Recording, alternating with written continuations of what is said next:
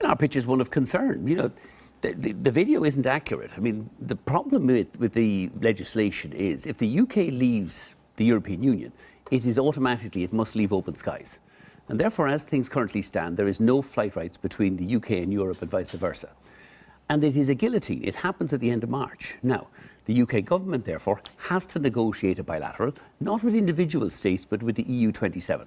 And there is no sign of any bilateral being negotiated and no sign of any agreement. But you're part of the EU, you're Irish, Yep. you're probably Ireland's leading businessman. You can go to Barnier, you're part of the 27, and say, you go faster. It's up to you to go faster. We are. But remember, the French and the Germans are there going, Michel Barnier, slow down.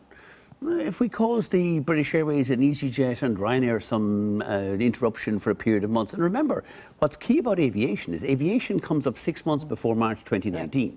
We're filing our schedules for summer 19 in September of 18.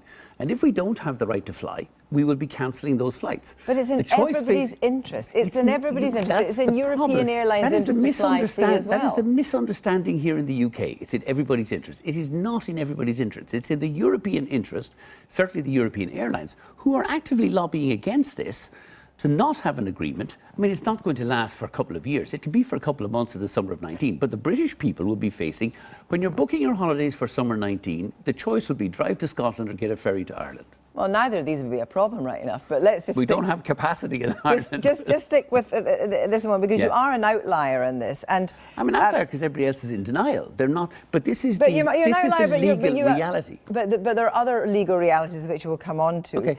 But I mean, you attended a meeting at the European Parliament last month, and we're going to clip of Willie Walsh taking a diametrically opposed view to you, and you're in the shot, so you know what he says, and he says it's going to be fine. Let's see what he had to say.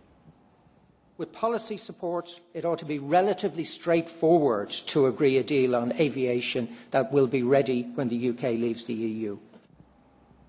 With policy support, it should be relatively easy. There isn't policy support. But that's the you problem. may find that there is actually policy support when you see Chris Grayling tomorrow morning. Look, I very much hope there will be. But I mean, Chris Grayling and the UK government at the moment haven't been able to negotiate the divorce bill, can't agree any kind of no agreement on whether the ECJ governs European citizens' rights here in the UK. They haven't even got out of the starting blocks yet. Never mind doing the sectoral agreement for aviation. And what's different about aviation, there is not a fallback position. It's not covered by WTO. The UK is out of open skies. They have to negotiate an agreement. But the UK is not yet out of open skies, and they will perhaps negotiate an agreement, as well as the fact that several airlines, including IAG, which controls British Airways, will have a base within the European Union. EasyJet will have a 50%. Untrue. Yes, it is. Both of them do now, that will allow them to fly the way they're flying just now. That's absolutely incorrect. Because what happens, there's two issues here. There's flight rights and there's ownership restrictions. IAG's current ownership setup, which is a Spanish airline owns British Airways Liberia, will not survive a hard Brexit. The Europeans... That in your opinion? In my opinion. Look, nobody would like there to be an agreement more than I. Yeah.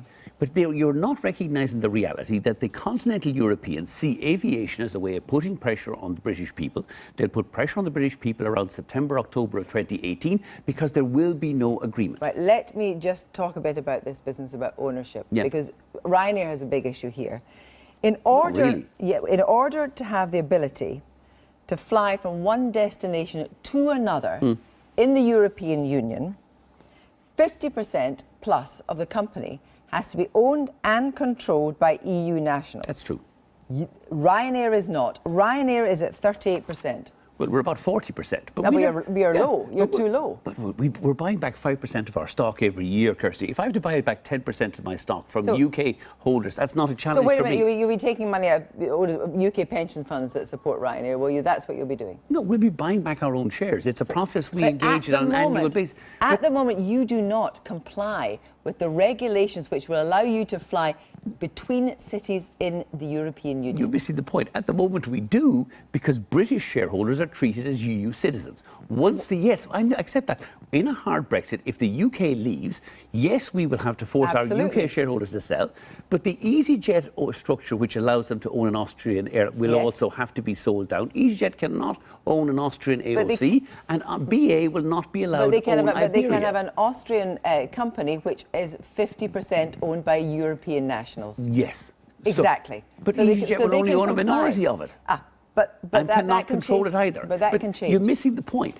The point is, at the moment, you can do this, but after Brexit, unless you can, after Brexit, unless Ryanair is owned 50+% by EU nationals, you cannot fly city to city. And you're telling your passengers, that's not a difficulty. You're telling your passengers that you're going to own more than 50%. What I won't be able to do in a hard Brexit, Kirsty, is fly from the Europe to the UK or from the UK to Europe.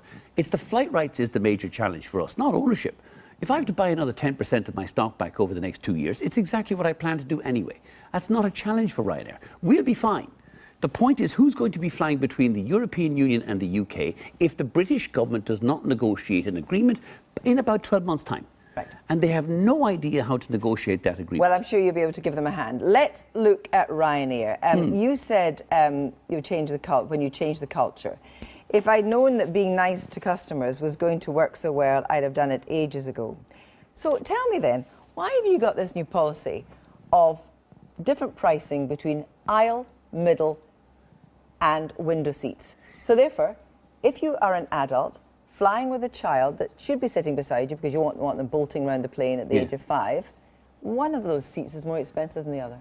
Well, it's not. The child seat is free. It has to be a supplement. No, the child seat is free. The adult pays the reserve seat because... Yes, yes, exactly. Yes, the child seat is free, but the adult pays the extra. Yes. And that's entirely fair. That sounds like sophistry to me. But it's not sophistry. It's taking place in a year at the moment. And the difficulty is we've more than 50% of our people now selecting their reserve seat in a year when we're reducing our fares by €4 a seat.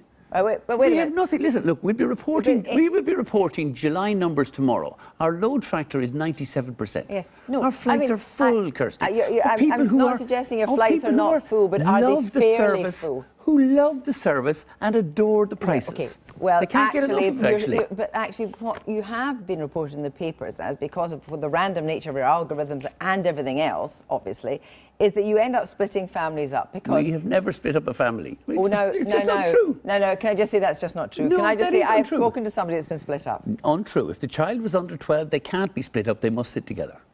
Right. Well, I think there may be quite a lot of tweets after this to say that people tweet actually away. It's untrue. And the other thing you're unhappy about is these pesky children coming on with bits of luggage. No, we're delighted. So you actually you don't mind those? What are they called? We have so few free seats. The thing I'm really concerned about is whether any children will be flying with us from the UK to Europe in April 2019 or vice versa, at even lower prices. Michael Leary, thank you very much. Thanks, Kirsty.